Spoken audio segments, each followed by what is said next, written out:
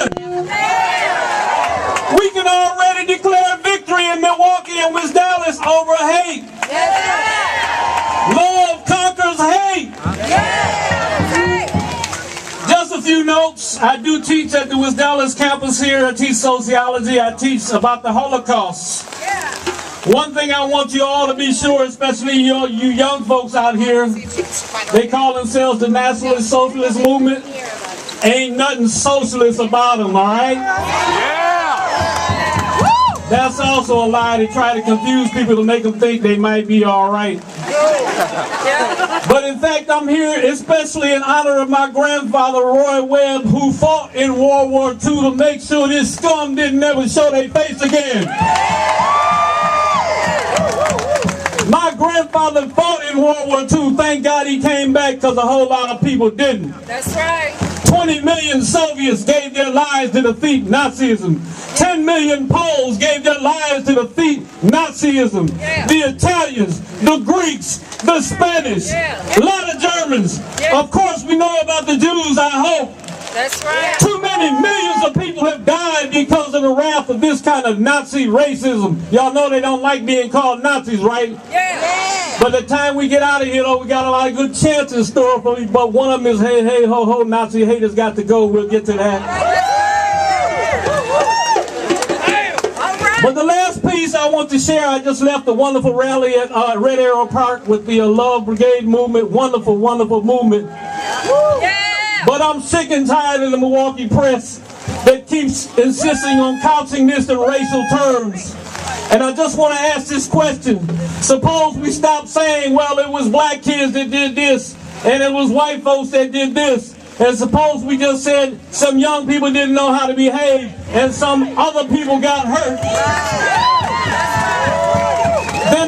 Then maybe we would begin to look at this as a community problem, and therefore it needed a community solution. Because I'm old enough to remember American Motors, where my grandfather and two of my uncles worked. 8,000 workers right after World War II. I'm old enough to see all those brothers and sisters that used to come out of A.O. Smith every day over there on 35th Street. That's gone. Alice Chalmers, I think they employed 12,000 people right after World War II. It's gone. Master Lock, gone. Briggs and Stratton, where my father worked for 32 years, gone. And so where do we go from here?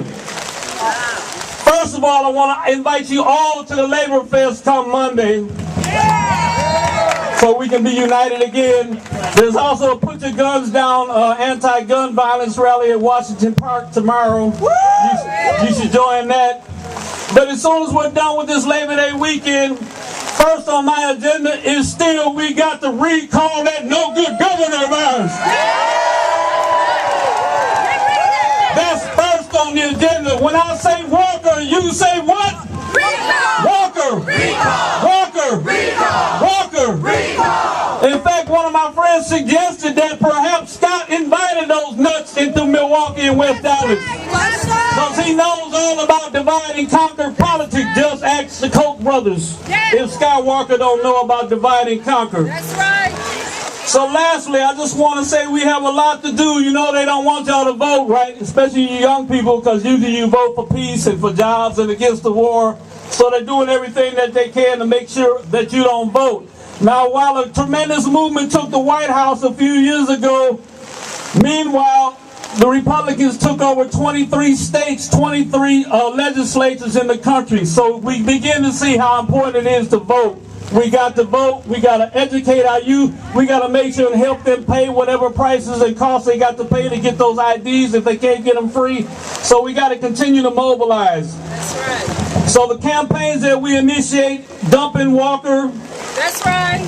And certainly for full employment, to stop the war and bring the money home. And they start talking about bail out the people, not the banks, right? Right. That's right. Y'all know that we just lost $60 billion more, right? They said, oh, we just lost $60 more billion. That don't account how much it costs to build missiles and blow up people all over the world. But $60 more billion, they don't even know what happened. So luckily Darth Vader came on the news the day before, Dick Cheney, so he didn't have to talk about the $60 billion. But the last thing I want to say is I see the young people everywhere I go. And there's so many wonderful young people in our community. All colors, I see you. I marched with you at the Summer of Peace Initiative from the Houghton Youth Center to North Division. I see you, 800 strong. I see you at Walgreens working every day hard. I see you at McDonald's working every day hard, not getting enough pay. I see you working downtown. I see you everywhere doing the right thing, trying to make a better life. I see him at the West Allis campus. I see him at State Fair. I see him at Hopkins Street School. I see him at Escuela Franny. I see you young people. Keep standing for the truth. Keep standing for peace. Keep standing for unity. And we'll get there. Last one I want to share, because we got a bunch of them for us today. Y'all know about all we are saying is give peace a chance. The one that I think might drive those scum the craziest though. Oh, one is don't hate, appreciate. I like that. Don't hate, appreciate, right? Because we are the champions. But it's in Spanish, so I just want to teach you real quick if you don't know it. It's a famous slogan from the great Chilean people when they were fighting fascism. A guy named Pinochet back in the day. But y'all repeat after me. It's El Pueblo Unido Jamás será vencido. So it simply means, you probably all know this, especially you. Oh, also all the great young people I see in Madison. I've been up there 7 times. That's right. Shout out to Madison. So, mic check. Last one. Y'all do it with me then. El Pueblo Unido Jamás será vencido. El Pueblo Unido Jamás será vencido. El Pueblo Unido Jamás será vencido. All right, let's do this, y'all.